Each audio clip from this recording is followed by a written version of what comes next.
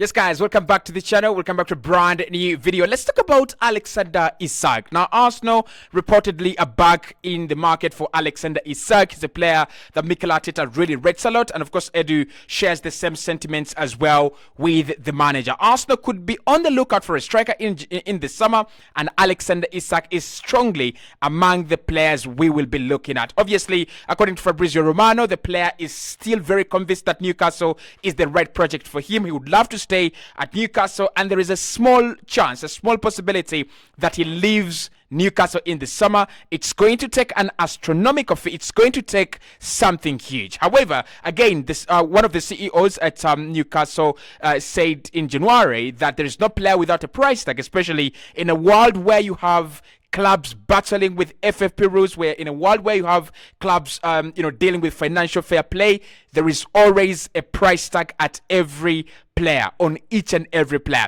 So should Arsenal go in for Alexander Isak, will he become a goal monster for Arsenal? And where does he exactly fit in this Arsenal team? Who drops? I mean, we really have a full 11 that is keeping players like Fabio Vieira out, players like Edin Ketia out, and players like Reece Nelson out as well. So when Alexander Isak comes in, does he drop? And does it raise the standard? Does it raise the levels of this Arsenal side? That is what I want you to talk to me about in the comment box below. Right, let's get into it. Now, the stories, of course, do bear some criticism because we're still far away from the summer.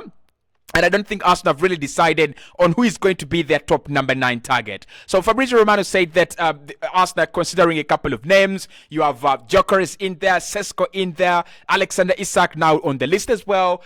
But we've not really decided on who is going to be the top target. We've not decided that this is going to be the guy that actually comes in. Recently, the name that has been echoing through the papers has been Evan Ferguson. And I do like Evan Ferguson as well as a young centre forward, because for me, he's got the attributes that this Arsenal side don't have at the moment. The pace that Kai Havertz doesn't have, and then the hold-up play of a centre forward that, again, Kai Havertz doesn't have. Kai Havertz, his pressing is remarkably astronomical. He's really, really impeccable when it comes to, investigating space. But Evan Ferguson is a number 9.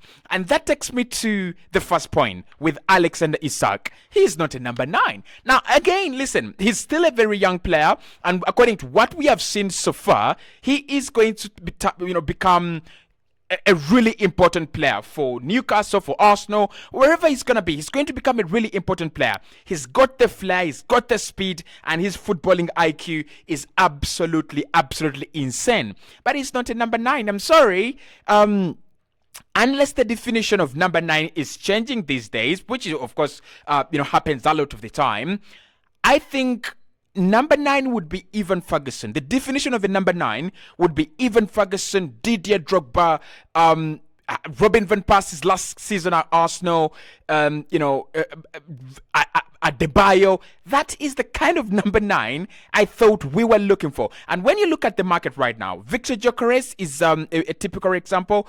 Victor Osimhen, typical example. Victor Boniface, typical example of a number 9. Or even Patrick Schick. I'm not saying we signed Patrick Schick. I'm saying that is what I expect Arsenal to be looking at. The qualities of a real centre forward, right? A kind of guy that can burst with pace, but then he's got that, killer instinct, sniffing out goals, always in the penalty area. I don't think Alexander Isak is really okay with being bored with all these requirements of staying in the penalty area for him to wait to be fed, right?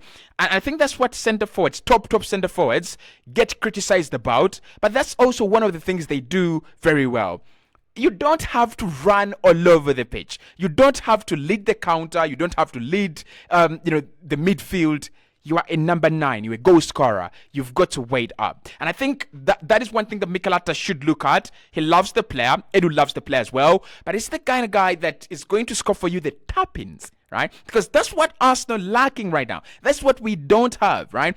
A player who's going to be there at the right time, for a chance to follow on him, right? Leave alone Odegaard picking up the ball, or Saka picking up the ball, or Martinelli or Jorginho picking up the ball, and then finding the run of Isak. That can happen so many times. But what about when we play the ball into the penalty area and then it ricochets?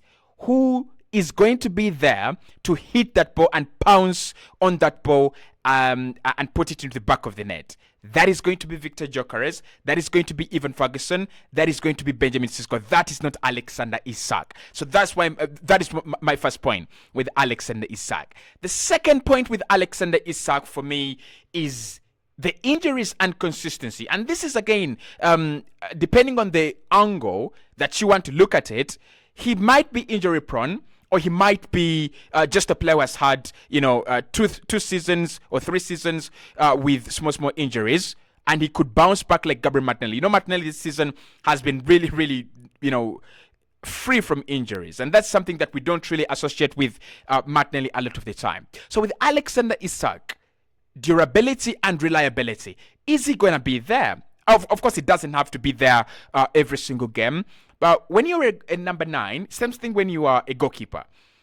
Those two positions tend to have players that play, almost every single game. And we are used to seeing them all the time. Haaland does have his part of injuries. But again, he's a player that seems always, present. You have the likes of David Raya, Ramsdale, those goalkeepers, they're always there. So I think with Isak, Arsenal will have to ask themselves a question.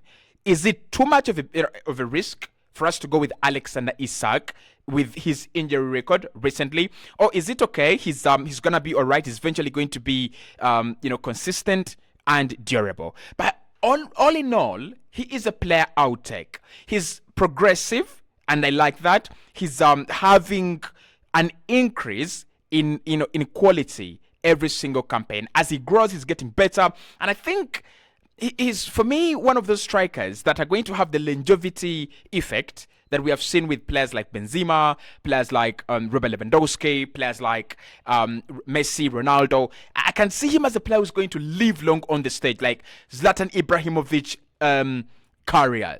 He's going to be there for until he's 34, 35. He's going to score goals even when he gets to 34, 35. He will be scoring goals. But I want your thoughts there in the comment box below. Alexander Isak, are Arsenal making a mistake? Is he a big risk for Arsenal?